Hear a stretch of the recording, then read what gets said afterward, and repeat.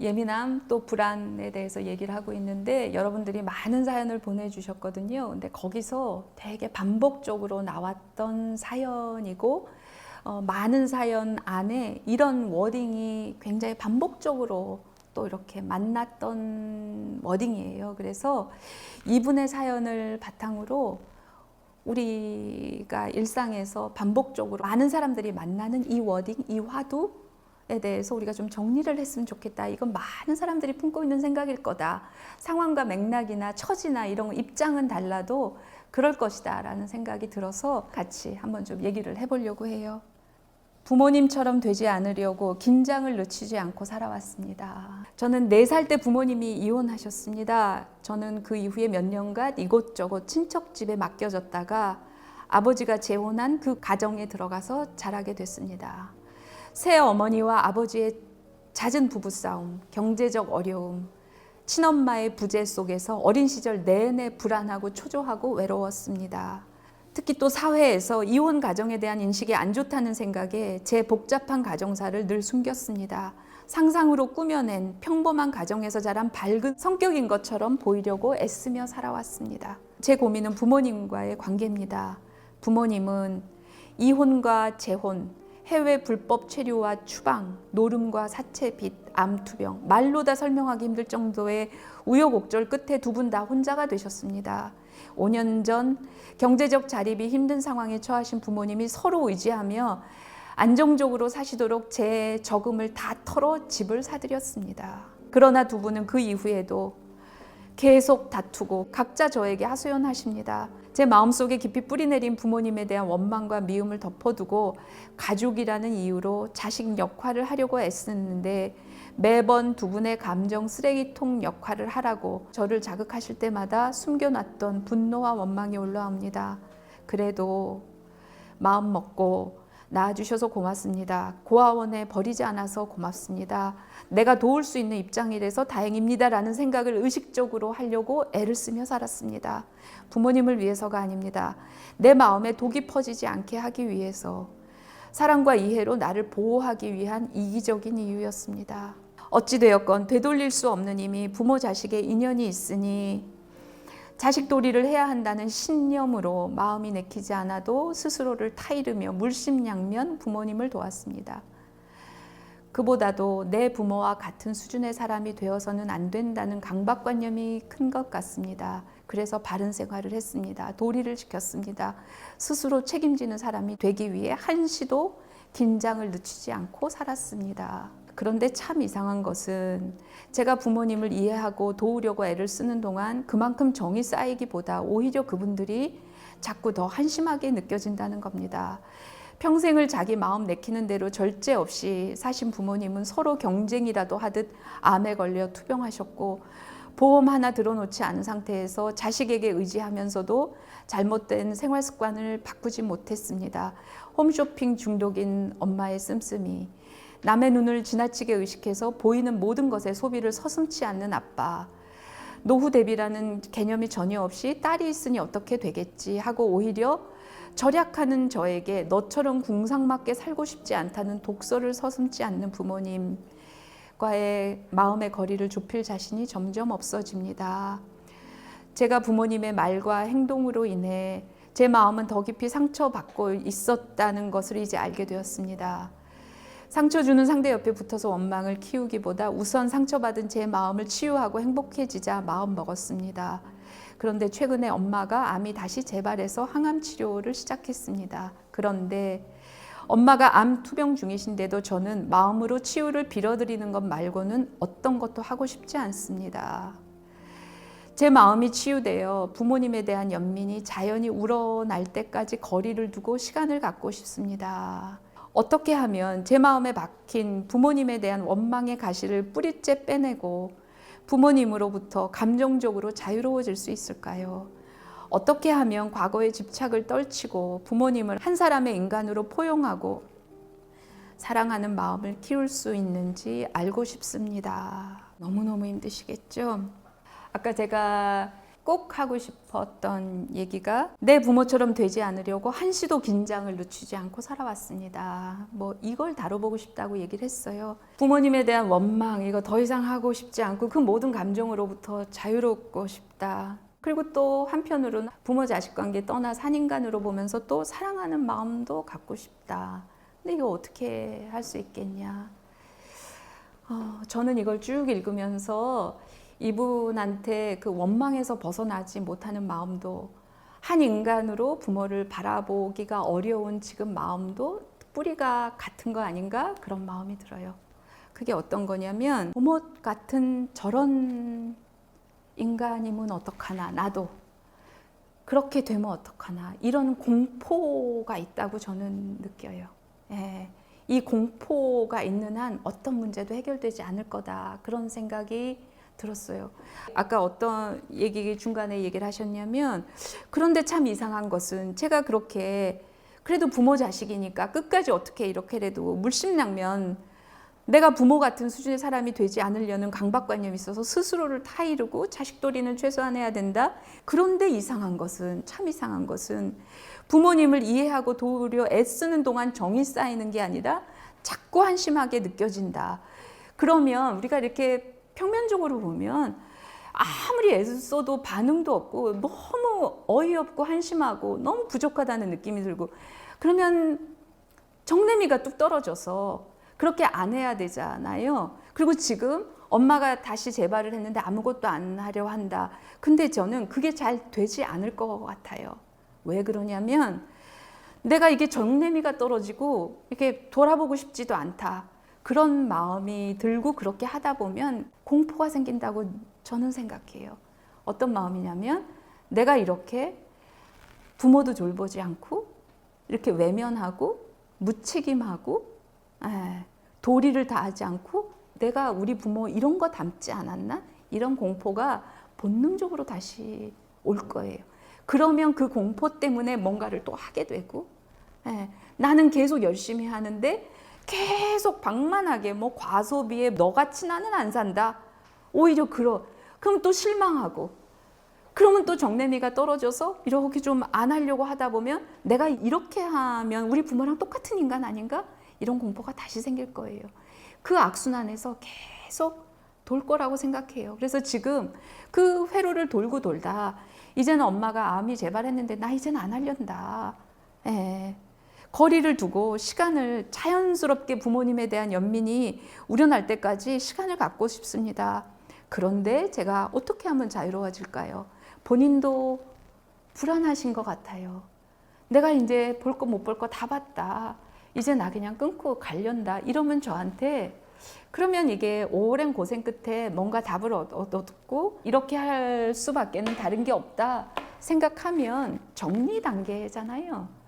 그러면 나한테 굳이 물어볼 그런 동기부여가 잘 안 됐을 수 있어요. 근데 다 났는데 다시 불안한 거죠.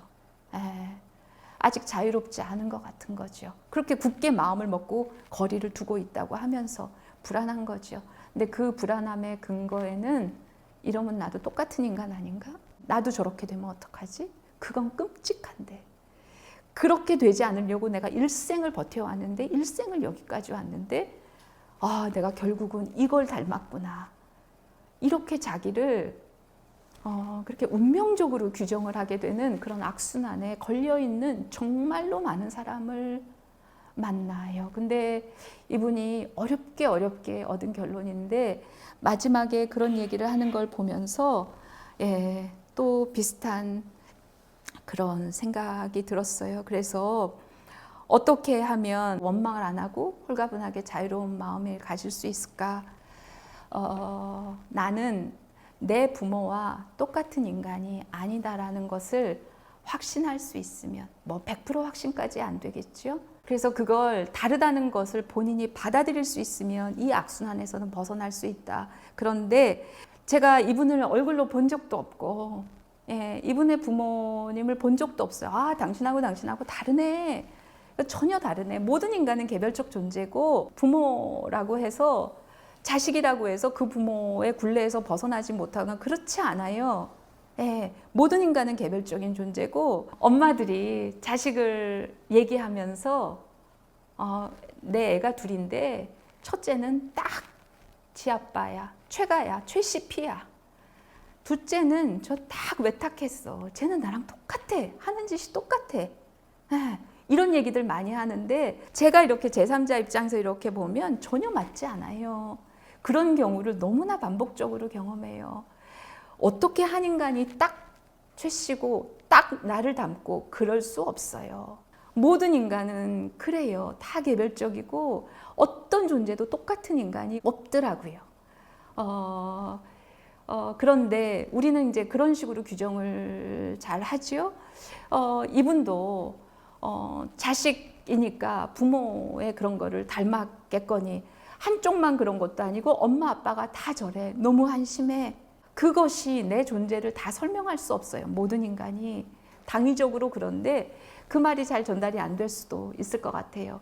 선생님 말은 그런데요. 가만 보면요. 닮았어요. 내가요. 엄마가 암이 재발했는데요. 병원에 같이 가자고 했는데 내가 가고 싶은 마음이 요만큼도 안 들었어요. 제가 소름이 끼쳤어요. 내가 어떻게 이러지? 나한테 이런 구석이 있었나? 엄마가 나한테 모진 소리 할 때하고 똑같았어요. 어떤 구석에든지 이런 것들을 찾아내서 본인이 벗어날 수 없는 많은 증거들을 사람들이 얘기해요. 그러면서 같다고 주장해요. 근데 정서적으로 그 공포 때문에 그러는데 제가 설득으로 그걸 할 수는 없어요. 그리고 제가 이분 부모님도 모르고 이분도 본 적이 없어요. 근데 제가 이분의 편지를 보고 다른 애라고 느낀 점이 있어서 제가 한번 이거는 제가 확인한 근거니까 당신 부모하고 다른 애라는 것을 좀 말씀드릴게요. 몇 줄의 사연이 편지 서두에 있었어요. 그거 제가 잠깐 읽어드릴게요. 저는 이게 이분이 부모님하고 전혀 다른 근거라고 생각해요. 선생님 반갑습니다. 유튜브에서 선생님 말씀을 통해 나 자신에 대해 알아가고 있고 나도 마음이 편해질 수 있겠다는 희망을 얻고 살아가는 주부입니다. 저는 현재 외국에서 살고 있습니다. 유튜브에 올라오는 다양한 신청자들의 사연을 들으며 같이 웃고 때로는 가슴 아파 울기도 합니다. 그분들을 마음으로 진심으로 응원하고 있습니다. 저는 선생님의 솔루션이 많은 사람들의 인생을 바꾸고 한 가족의 운명을 바꿀 정도로 큰 기적을 일으키고 있다는 생각을 합니다. 이 자리를 빌어 선생님의 선한 영향력에 진심으로 감사드립니다.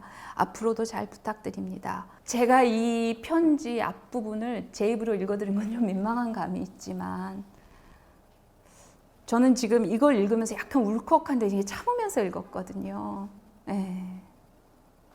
보통은 신청 사연을 받습니다. 그러면 보통 많은 분들의 마음은 나 이런 거 불안한데, 나 이런 거 예민한데 그 얘기를 쓰게 마련이에요. 그리고 나는 그런 얘기를 듣고 뭔가 얘기를 해줄 사람이다. 그런 메시지를 담고 있잖아요.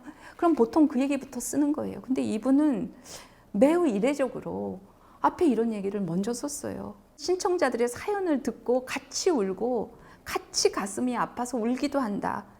그분들을 마음속으로 깊이 진심으로 응원하고 있다. 이런 마음들이 있는 분들이 있으실 수 있죠. 근데 이런 얘기를 저한테 구체적으로 지금 해주고 있잖아요. 제가 그걸 받으니까. 그 얘기를 저한테 구체적으로 하고 있잖아요. 이건 저에 대한 굉장한 배려죠. 이런 얘기를 안 써도 사람들의 반응이나 댓글을 통해서 저도 그런 느낌 많이 받고 그것으로 충분하지요. 근데 이분은 그걸 적극적으로 다시 저한테 얘기를 한단 말이죠. 제가 개인적으로 받는 편지에 너무 마음이 깊잖아요. 그리고 너무 배려하잖아요. 저 배려 안 받아도 되는데 그래 보이는 사람인데도 깊이 안 해도 되는 얘기를 서두에 이렇게 길게 하면서 하잖아요.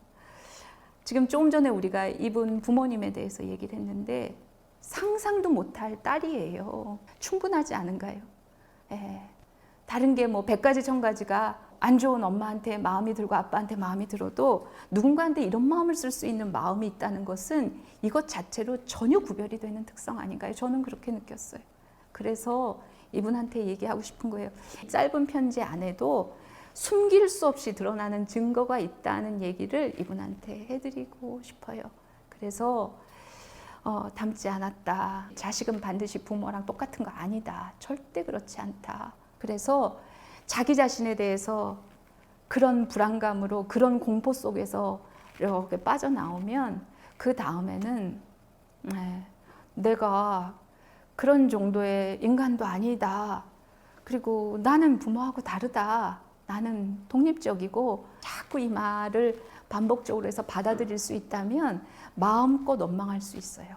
얼마나 많은 원망과 분노할 만한 이유가 지금 차고 넘치는 것 같잖아요.